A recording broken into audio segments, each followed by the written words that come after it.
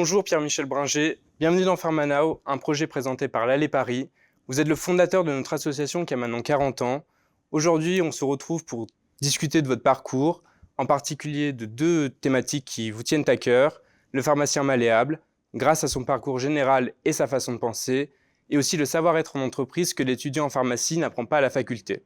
Monsieur Bringer, selon vous, qu'est-ce qu'un futur pharmacien doit connaître sur lui-même avant de débuter sa carrière? Tout d'abord, merci pour votre invitation.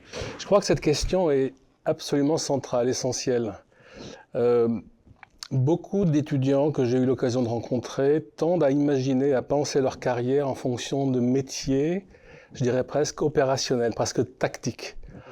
Or, en fait, à l'occasion de votre carrière professionnelle, vous aurez entre 10, 15 et peut-être certains d'entre vous jusqu'à 20 métiers différents, jusqu'à votre retraite à 65 ans, peut-être plus à l'époque. Donc ce qui est important, effectivement, ce qui est vraiment essentiel, c'est de savoir qu'est-ce qui vous motive. Quelles sont vos lignes de force? Qu'est-ce qui vous fait vous lever le matin? Qu'est-ce que vous aimez faire? Et si vous apprenez à reconnaître et identifier ces éléments-là, ces éléments clés, qui sont des éléments qu'on appelle des forces motrices, vous allez voir que les métiers n'ont plus autant d'importance que vous le pensiez peut-être, puisque plusieurs métiers peuvent correspondre à vos forces motrices. Et vous en changerez avec grande aisance, grande facilité en général. Il y a une grande variété de métiers en pharmacie. Ah ben absolument. De toute façon, le pharmacien est un généraliste de l'industrie pharmaceutique et il peut faire beaucoup plus de choses que nos enseignants nous l'apprennent parfois. Qu'est-ce qu'un pharmacien apporte de plus qu'une autre profession? Alors, je ne sais pas si apporter de plus est vraiment la meilleure façon de voir les choses. Mais ce qu'apporte le pharmacien de façon générale, c'est sa connaissance holistique, sa connaissance globale de ce qu'est une entreprise pharmaceutique. Il peut comprendre de façon certes un peu superficielle à la sortie de ses études, mais il peut comprendre la recherche fondamentale, la recherche appliquée, le développement, les affaires réglementaires, le marketing, la commercialisation, le médical. Il comprend tout ce qui se passe. Et c'est à peu près la seule formation qui permet d'obtenir cette couverture générale que j'appelle holistique de l'entreprise. D'autres formations sont sûrement intéressantes. Vous avez beaucoup d'écoles de commerce, beaucoup de médecins, beaucoup d'ingénieurs, beaucoup de gens qui ont fait des PhD, des doctorats, qui ont des spécialités beaucoup plus pointues, mais qui n'ont pas cette perception à appréhender l'entreprise dans sa globalité. Seuls les pharmaciens peuvent faire ça. Dès que vous finissez vos études, Monsieur Bringer, vous partez directement aux États-Unis. Qu'est-ce qui fait que vous faites ce choix au tout début de votre carrière? C'est une question amusante, intéressante. Je me suis souvent posé la question. Il y avait un peu de naïveté, je pense, pour moi, à l'époque. Le hasard a fait que, ou pas le hasard, je sais pas, j'ai fait un stage dans une boîte française qui, par fusion successive, maintenant est devenue Sanofi. À l'époque, ça s'appelait Theraplix, que personne ne connaît à part les anciens comme moi. J'ai eu le sentiment que le style de management que je retrouvais dans les boîtes françaises ne me convenait pas.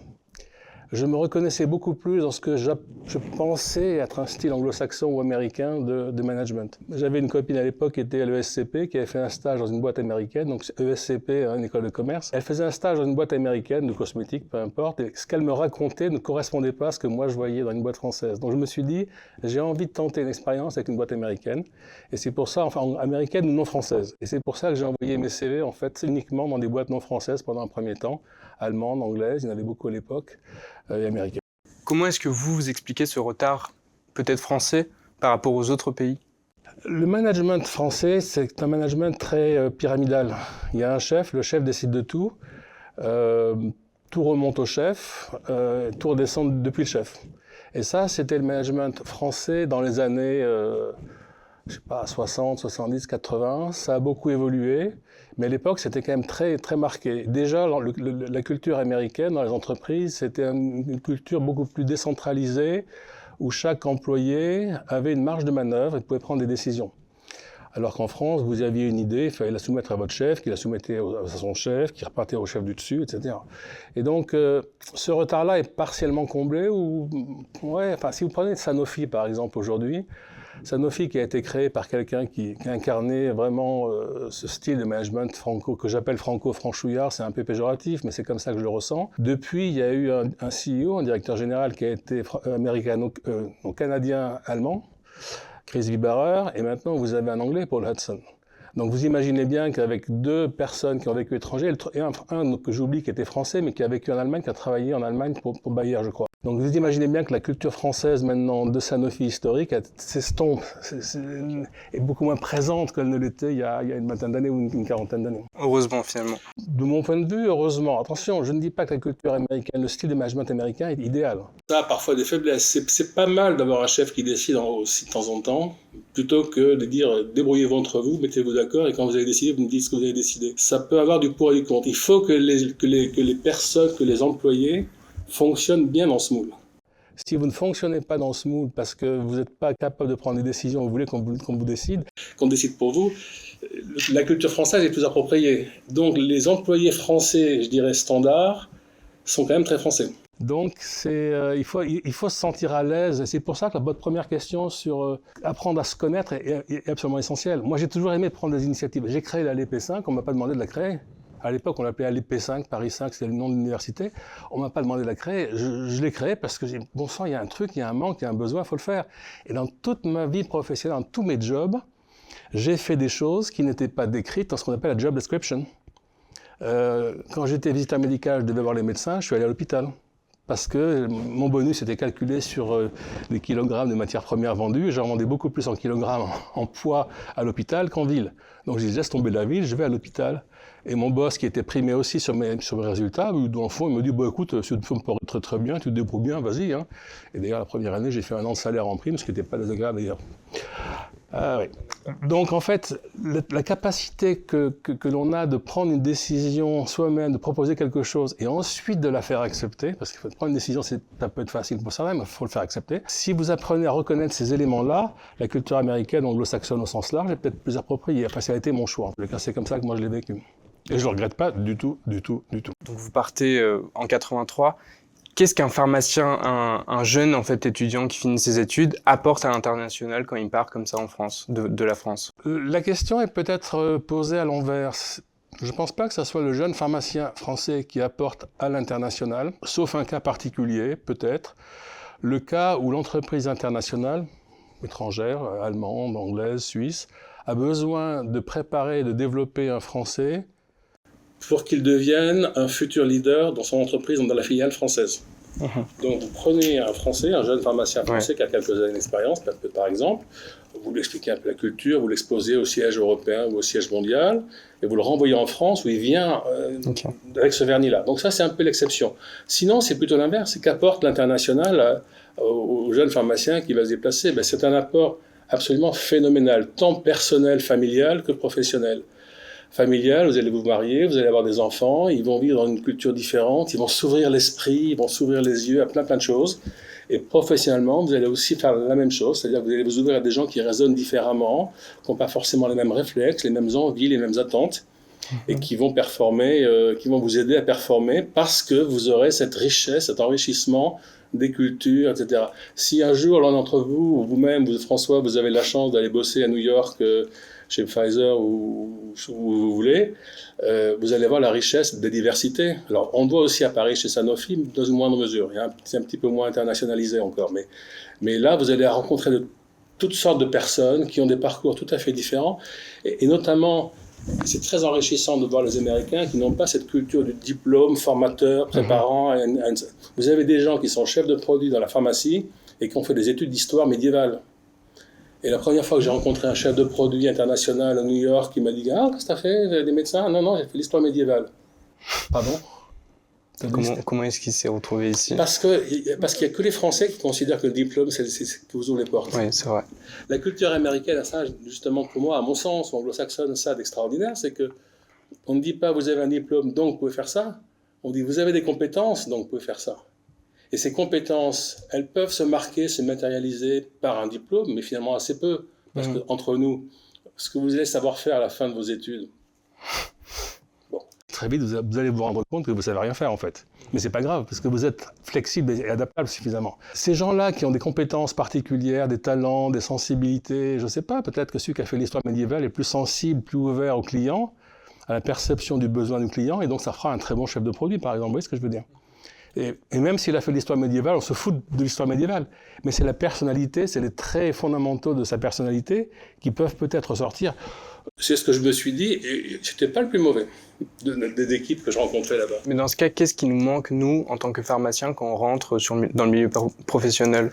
Alors, très peu de choses, et à la fois 2-3 choses qui, à mon sens, sont extrêmement fondamentales.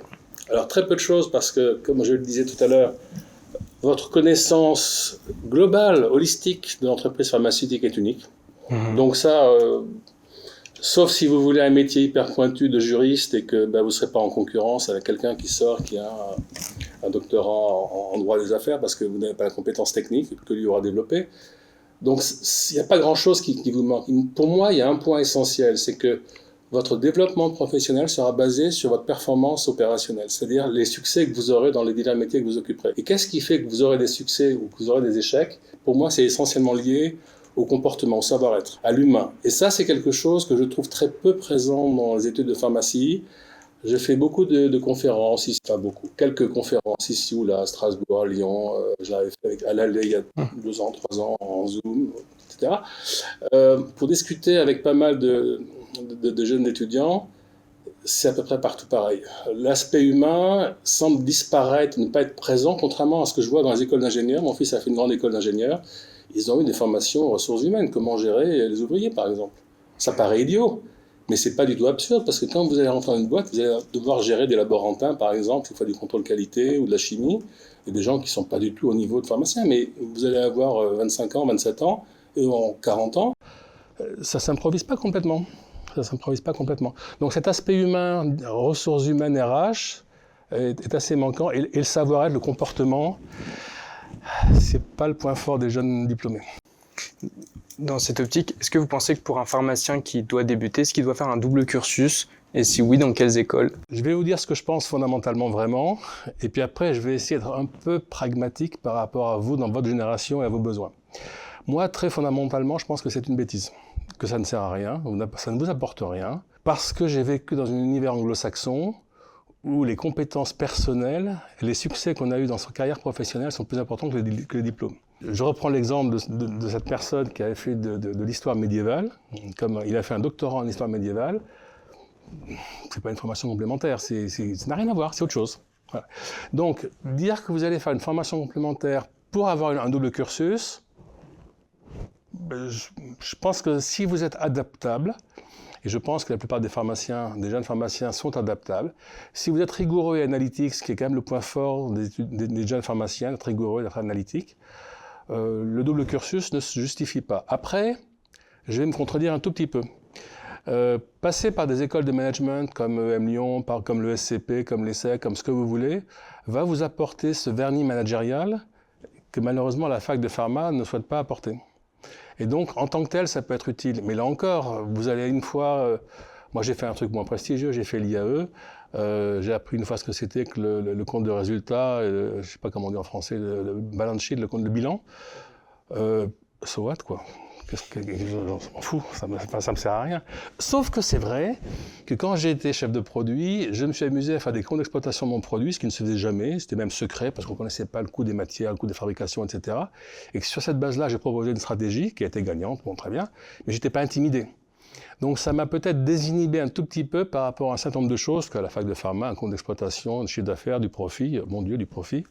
On n'en parle jamais de ça, du profit. On parle du patient au mieux, mais pas du profit. Donc ça peut aider. Mais vous voyez ce que je veux dire, c'est que net de tout ça, qu'est-ce qui ressort de mon point de vue à moi? Ça ne sert à rien. Vous rentrez dans une boîte, vous y allez, je ne dis pas la hussarde, il ne faut pas exagérer, vous apprenez de vos collègues, mais vous y allez avec passion, enthousiasme, vous vous engagez, vous montrez vos talents, vous montrez votre envie, votre créativité, votre sens de l'innovation. Et vous allez monter tout seul, vous serez aspiré dans la profession et vous allez monter très haut, très vite. Je ne vais pas décourager les gens de passer à l'ESCP, hein. Mon épouse a fait l'ESCP, c'est très bien. Par exemple, vous êtes ouvert grâce à ça aussi, vous me disiez que vous regardiez des cours aussi de l'ESCP pendant vos études de pharmacie. Mais oui, parce que, bon, je ne devrais pas le dire dans ces lieux quand même qui m'ont formé, tout ça, mais je m'embêtais un peu ici quand même.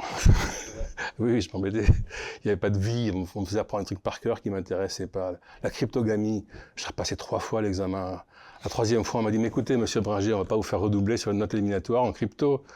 Je dis, ouais, mais non, là, je regarde les champignons dans tous les sens, les poudres, les lamelles, les machins. Par contre, j'avais des cours à l'ESCP. Il y avait un responsable marketing de Roussel-Uclaf à l'époque en France qui nous expliquait comment le marketing pharmaceutique se différenciait. Mon épouse n'était pas en filière pharmaceutique, elle était l'ESCP normal, hein. Mais c'était un type de pharma, de Roussel-Uclaf, hein, de Sanofi maintenant, qui expliquait les spécificités du marketing pharmaceutique. Et il y en a plusieurs. Le marketing pharmaceutique a une spécialité, a une caractéristique particulière. On parle des prescripteurs et pas aux consommateurs. Et en plus, le payeur, c'est ni le consommateur ni le prescripteur, c'est une troisième personne. Et vous n'avez pas beaucoup d'activités marketing où le payeur, le consommateur et le prescripteur sont trois personnes différentes. Ça complique un peu les choses. Et en plus, vous n'êtes pas libre de fixer vos prix, ni de votre nom de marque d'ailleurs, parce que c'est fixé par l'administration, plus ou moins. Donc c'est un marketing très particulier. Je trouvais cette approche de ce type-là absolument phénoménale, fascinante. Moi, ici, quand j'ai parlé marketing, je me suis fait engueuler. Je voulais faire une thèse en marketing, je me suis fait engueuler par un monsieur très bien, pour lequel j'ai beaucoup de sympathie. Mais en gros, il m'a dit, quoi, vous faites du marketing? Mais enfin, pourquoi vous êtes à la pharmacie? Il faut faire une école de commerce. Enfin, il oublie que les 4/5 des chefs de produits en France et dans le monde sont des pharmaciens, quand même. Vous trouvez que la faculté agit différemment maintenant par rapport à ça? Je ne sais pas. Je ne suis pas lié assez intimement avec la faculté et les étudiants aujourd'hui pour avoir cette notion-là, pour pouvoir répondre honnêtement sur la base de faits. Donc ça sera plus une impression que j'ai. Mon impression est non. Pour une raison simple, il y a quelque chose qui est extrêmement important dans l'industrie pharmaceutique, c'est ce qu'on appelle le market access, l'accès au marché. En gros, c'est le remboursement, c'est le prix. Et alors, grosso modo, dans le monde entier, quel que soit le pays, il y a toujours quelqu'un qui décide le prix pour vous. Alors, c'est pas aussi simple qu'il décide pour vous, parce que c'est une négociation, une discussion, mais soyons clairs, au final, c'est quand même l'administration qui décide le prix. Donc, cette notion de permettre aux patients d'accéder aux produits à travers la fixation du prix devrait aussi concerner les étudiants en pharmacie. Et quand je pose la question à droite, à gauche, aux uns et aux autres, à part Châtenay-Malabry, mes hommages à monsieur et madame Châtenay-Malabry, mais respect pour eux. Je crois qu'il n'y a pratiquement aucune fac qui aborde cet aspect-là au moment de l'accès au marché, au moment où on discute comment le patient va pouvoir utiliser ou pas le produit. Alors, c'est une impression, donc je donne cet exemple-là parce que c'est un exemple qui pour moi est clé. Vous savez qu'il y a probablement aujourd'hui plus de personnes responsables de l'accès au marché, donc market access en anglais, que de chefs de produits. Déjà, les chefs de produits, quand moi j'ai commencé ma carrière, c'était le début, on commençait à avoir quelques chefs de produits, qui est une création des conglomérats cosmétiques, que ce soit L'Oréal et autres, et Unilever aux États-Unis. Donc la pharmacie commence à comprendre qu'il fallait pas que des vendeurs, il fallait des chefs de produits. Ça y est, les chefs de produits, c'est à peu près fini maintenant. Il reste les vendeurs et les gens du market access. Si vous n'avez pas de prix, de toute façon, vous n'avez pas de produit. Donc c'est que le prix qui fait vendre. Donc pour conclure, j'ai fait une réponse un petit peu longue et un peu, je sais, tordue, mais pas sûr que les facultés ont beaucoup changé. Et j'en veux un peu aux facultés de ne pas s'ouvrir plus. En même temps, vos profs sont des gens du monde académique, du monde universitaire. C'est pas des gens qui ont un double cursus, qui ont passé 10 ans, 15 ans en entreprise. Il y en a quelques-uns qui bossent, qui ont des projets particuliers avec des boîtes, notamment en formulation galénique. J'en connais ici sur Paris. C'est pas leur réflexe. Vous voyez, une expression qui m'étonne toujours, je ne sais pas comment vous le percevez, vous, en tant qu'étudiant maintenant ici, en 2023, dans cette fac, mais il y a beaucoup d'étudiants qui disent « j'aimerais travailler dans une industrie pharmaceutique ». D'où vient cette expression « une industrie pharmaceutique » ? Le mot « industrie » fait référence à un secteur industriel. On parle de l'industrie automobile, on parle de l'industrie nucléaire, de l'industrie cosmétique, de l'industrie mines et charbon, des minerais, de même qu'on parle de l'industrie pharmaceutique. Une entreprise pharmaceutique, c'est pas une industrie pharmaceutique. L'emploi de ce vocabulaire, là encore, me laisse penser que c'est pas l'entreprise qui est valorisée dans les facs de pharmacie en tant que telle, c'est les compétences techniques qui sont fondamentales, hein. Qu'on ne s'y trompe pas, je ne dis pas qu'il faut pas acquérir ça. Mais pour moi, il manque un petit quelque chose derrière. Depuis 2022, vous êtes membre du conseil consultatif scientifique du fonds Nov Santé Action Cotée chez Tocqueville Finance. Est-ce que vous pouvez nous en dire plus ? Oui, alors, il faut contextualiser un tout petit peu. Moi, j'ai pris ma retraite à 62 ans. Tout le monde connaît maintenant l'âge, le fameux âge de 62 ans, parce qu'on a quand même beaucoup parlé ces temps-ci à la télé, à la radio, partout. Donc, à 62 ans, j'avais envie de partir, je suis parti et j'ai créé ma boîte de conseil, en m'appuyant sur mes expériences, sur mon temps passé, et notamment ces 15 dernières années ou 13 dernières années, chez Novartis, où j'étais responsable des relations investisseurs. Quand j'ai créé cette boîte de conseil, je me suis dit, sur la base des expériences, des observations que j'avais faites, il y a deux populations que j'ai envie de voir, avec qui j'aimerais partager mes expériences et mes savoirs. Les étudiants en pharmacie, et c'est pour ça que je suis entre autres ravi d'être là aujourd'hui, et les plus jeunes entreprises, les startups, les biotech, etc. J'ai commencé comme ça, et puis dans le cadre de ces activités-là, j'étais amené à rencontrer un fonds d'investissement qui m'a dit, nous on aimerait bien aussi que tu nous conseilles, que tu nous apportes ton éclairage sur la base de ton expérience pour que nous puissions peaufiner nos investissements dans des biotech, dans des startups françaises. Alors ça me paraissait un petit peu éloigné de ce que j'avais en tête, mais je dis on peut tenter le coup, on essaie pendant un an, puis si ça vous plaît, si vous êtes content, et moi si ça me plaît, on continue, voilà, on continue. Okay. Donc l'idée c'est un peu de les aider à faire de meilleurs choix, plus avisés ou plus pertinents d'investissement dans des biotech françaises. Ok. Vous êtes membre du conseil consultatif de Eurobio Scientifics. C'est une société spécialisée dans le diagnostic médical. Vous êtes aussi conseiller principal du président chez Starkage Therapeutics. Donc ça, c'est une société qui a pour le but de retarder, voire d'arrêter la progression des maladies liées à l'âge. Alors, qu'est-ce que vous pouvez nous en dire sur ces deux projets ? Alors, je ne peux pas vous donner grand-chose de confidentiel, évidemment, mais ce que je peux vous dire sur le fondamental derrière tout ça, c'est un peu la même chose. C'est qu'à partir du moment où vous vous dites quelque part, voilà, je quitte à 62 ans, je suis encore en forme, j'ai plein d'expériences que des gens n'ont pas. Je veux faire partager mes expériences. Il y a plusieurs vecteurs, plusieurs canaux de communication possibles.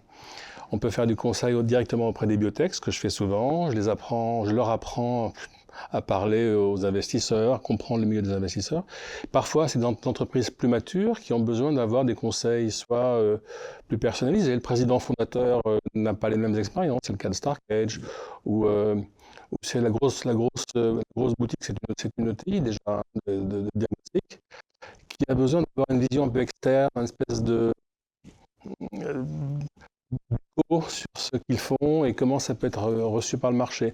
Donc pour moi, dans tous les cas, c'est toujours plus ou moins la même chose. C'est quand même l'idée d'aider les entreprises, dans le cas des entreprises, à mieux se profiler par rapport au monde de l'investissement. Les investisseurs sont des gens qui ont beaucoup d'argent et qui ont très peur de le dépenser parce qu'ils n'ont pas de bêtises. Et les boîtes ont besoin d'argent, mais ne savent pas se protéger. Donc, en aidant à la fois côté investisseur et à la fois côté boîte, je donne ma petite contribution au développement de l'écosystème des biotech, des startups en France. C'est aussi d'ailleurs pour ça que j'ai adhéré à France Biotech en tant qu'entreprise. C'est mon entreprise qui a adhéré à France Biotech où je fais pas mal d'activités. Là, on est en train de construire une enquête sur la structuration de la communication financière des boîtes. On fera une restitution de cette enquête à l'automne, sans doute, et pour essayer de professionnaliser un peu l'écosystème. Ok, donc c'est pour ça en fait que vous créez votre société PM Bringer Consulting. Voilà, c'est pour ça que j'ai créé cette entreprise. En fait, pour une raison à la limite fiscale, c'est que je ne peux pas encaisser d'argent si je n'ai pas une société. D'accord. Donc, je suis bien obligé si je veux me faire payer un petit peu. Voilà. Et donc, entre parenthèses, j'encourage tous les jeunes étudiants à réfléchir en termes de création d'entreprise. Tant que vous êtes jeune, c'est le bon moment. C'est-à-dire, dans quel sens ? Je repense à maintenant les diplômées, une jeune pharmacienne de Châtenay avec qui j'ai eu l'occasion d'échanger suite à la conférence de l'Allée, d'ailleurs il y a 3 ans, un truc comme ça.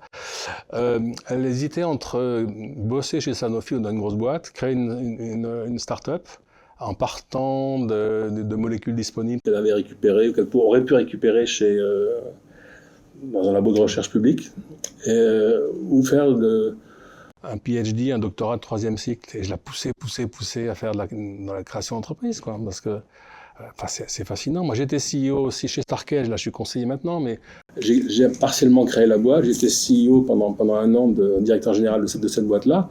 C'est juste génial. C'est juste génial. Mais c'est génial à mon âge ou au vôtre. Quand vous avez 40 ans, vous avez des enfants, ils font des études, ils vont bientôt aller à la fac, ça va vous coûter très très cher. Prendre des risques à 40 ans, c'est moins drôle. Prendre des risques à 25 ans, si ça ne marche pas, qu'est-ce que vous risquez ? Rien. Vous aurez dépensé, vous n'aurez pas de 5 000 €, vos parents vous donneront 5 000 € et on n'en parlera plus. Par contre, votre CV, votre expérience que vous avez tentée, aux yeux d'une entreprise moyenne et grosse plus tard, vous allez dire « waouh !» Et peut-être même d'ailleurs aux yeux d'une grosse biotech, qui va se dire, ah, mais ce type-là, tiens, si on le recrutait comme business development manager, par exemple, oui. À mon avis, il y a plein d'opportunités, et c'est génial. Et là encore, votre capacité à comprendre tout ce qui se passe, à peu près tout ce qui se passe depuis la recherche fondamentale. Alors, les biotech, c'est très recherche fondamentale, mais depuis la recherche fondamentale jusqu'à, disons, l'enregistrement, après, pour une biotech, bon, c'est unique, quoi. C'est unique. Entourez-vous d'un PhD ou deux, si vous voulez carrer la science, quoi, pour que cette salle, il y a marqué le logo Carté là-bas, j'ai vu tout à l'heure en rentrant.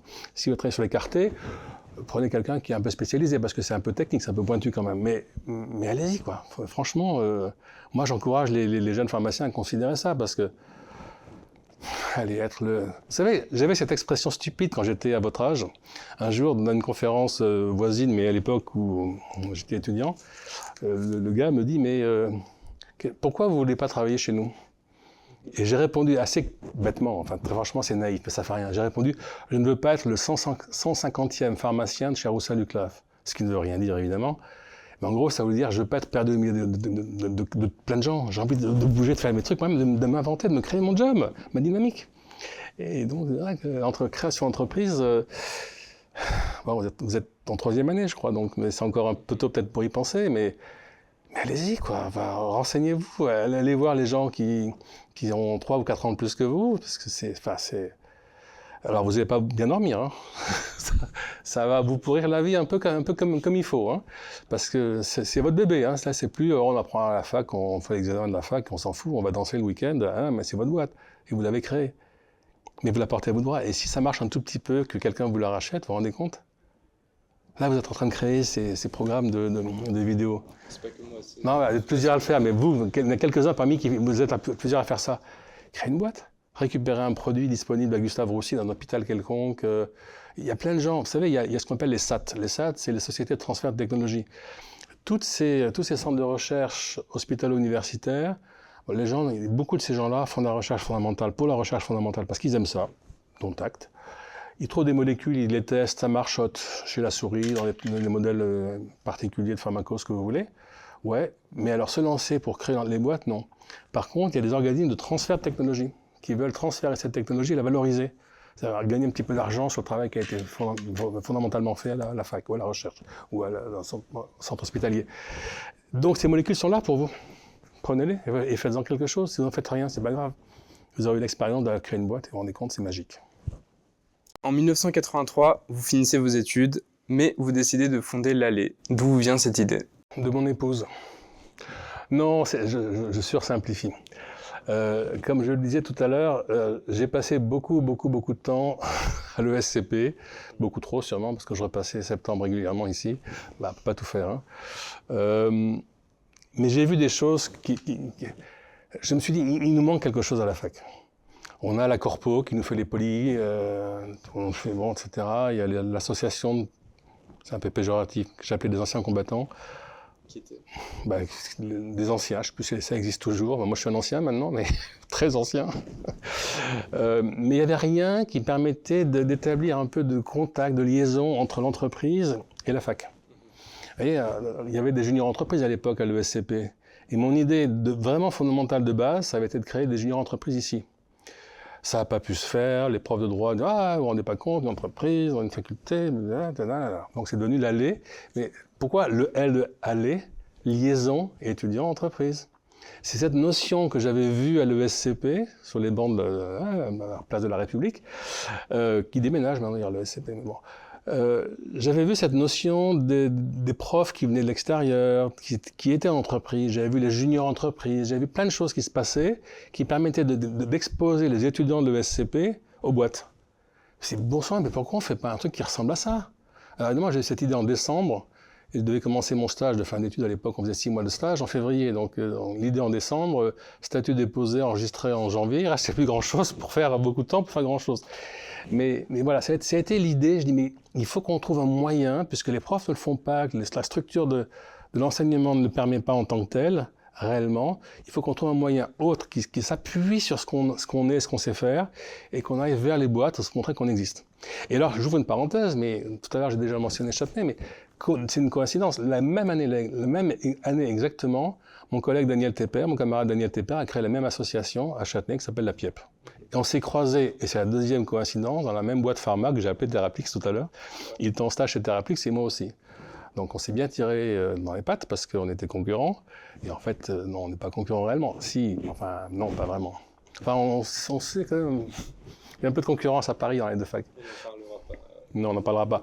Mais c'est, voilà, c'était un peu l'idée. C'est qu'est-ce qu'on peut faire pour que les boîtes voient les étudiants et que les étudiants voient les boîtes et pas seulement à travers des cours théoriques. C'est quelque chose qui est... Enfin, on a fait une première conférence ici avec, il y avait un chasseur de tête, il y avait une fille des affaires réglementaires, je ne sais plus quand c'était, en mars 1983.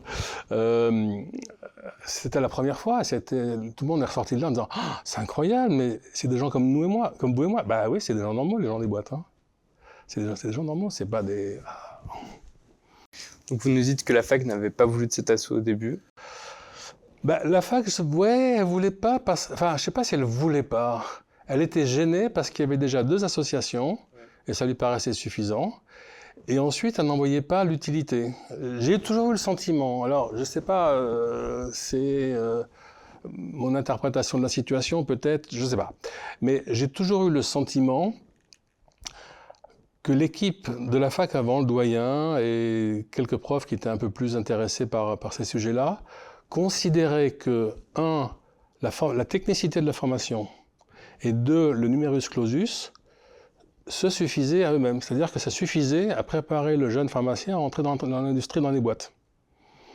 Et moi, j'étais convaincu, et je suis encore plus convaincu maintenant, après 40 ans, que ce n'est pas le cas.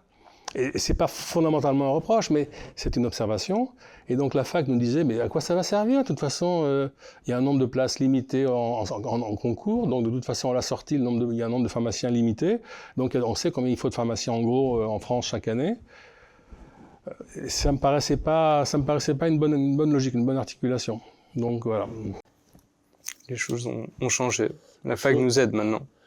Rien que pour ce projet. Bah oui, visiblement. Et ça, c'est très très bien, j'applaudis. Parce que nous, on n'avait pas de locaux, on n'avait pas le droit d'en avoir, on voulait faire des photocopies et ils ne voulaient pas nous aider. Enfin, bon. La première brochure, j'ai dû me la faire payer par l'entreprise où j'étais un stagiaire. Donc, je suis allé voir les gens, la reprographie, qui faisaient des photocopies. Ils ont dit, ils ne pourraient pas m'aider, etc. Et ils m'ont mis en relation avec leur imprimeur. D'un côté, ces étudiants n'ont pas d'argent, on le fait gratuit. Hein. Donc, moi, je me suis tapé les trucs sur la bureautique, le traitement de texte de l'époque, ce qu'on appelle un traitement de texte, la bureautique. Et puis on a fait des typons. Alors, les typons, c'est des films qui servent à faire des publicités. Puis, on a fait quelques publicités payées par quelques boîtes. Et puis, on a sorti notre brochure. Mais la fac, après, je l'ai amené au doyen de l'époque, qui a dit, ah, c'est très bien. Puis, il a tourné le dos, il est parti. Bon, tant pis. Hein. Monsieur Bringer, vous avez fait une longue carrière, plein de choses différentes. Qu'est-ce que vous auriez changé? D'abord, je suis très content de ce que j'ai fait. Je me suis fait plaisir, et pour moi, ça a été fondamental. J'ai fait plaisir à ma famille. Ils m'ont suivi à droite, à gauche, en Allemagne, en Suisse, aux États-Unis. Bon. Mais il y a une chose que je regrette un tout petit peu, c'est d'avoir été dans l'ensemble assez passif par rapport à ma gestion propre de carrière. Je me suis un peu laissé porter par les promotions successives. Ça venait relativement rapidement, tous les 2 ans, on me proposait un changement, et un changement qui me plaisait bien. De job, de pays, de responsabilité, de périmètre. Alors, moi, j'ai toujours regardé les jobs selon 3 dimensions. Une dimension de personnes que vous gérez, de budget d'argent que vous gérez, et de produits que vous gérez. Donc à chaque fois, je faisais un progrès sur une de ces 3 dimensions. Donc je dis, bon, ça va, je progresse très bien, je gère plus d'argent, je gère plus de personnes, je gère des produits qui ont une plus grande valeur, une portée mondiale, ou des projets, etc. Donc je me suis un peu laissé porter par ces opportunités-là, qui me plaisaient. Hein, quand on m'a envoyé aux États-Unis, je n'allais pas dire, oh, les États-Unis, il n'y a pas de vin et de fromage, là-bas, ce qui est vrai. Mais autre chose, ce qui est chouette. Donc, je pense que si j'avais un regret, c'est de ne pas avoir été plus proactif pour plus rapidement viser des postes qui m'amenaient là où je voulais aller. En même temps, se faire plaisir pendant 40 ans dans ces jobs, je vous le souhaite à tous de faire la même chose, hein, de vous faire plaisir pendant 40 ans, parce que c'est pas toujours simple. C'est faisable en pharmacie? Alors, c'est faisable partout. C'est faisable en pharmacie. Et je crois que c'est faisable si vous avez une personnalité qui va bien dans ce sens-là. C'est-à-dire qu'il faut savoir saisir les opportunités. Les opportunités, bon, on m'en a proposé plein, il y en a plusieurs que j'ai refusées. On m'a un jour dit, est-ce que tu voudrais être patron d'un pays africain, du Congo, je crois que c'était. Non. On m'a dit, est-ce que tu veux être patron de la Belgique? Je dis oui. Bon, on s'est fait racheter, donc j'ai pas eu l'occasion d'y aller, mais bon.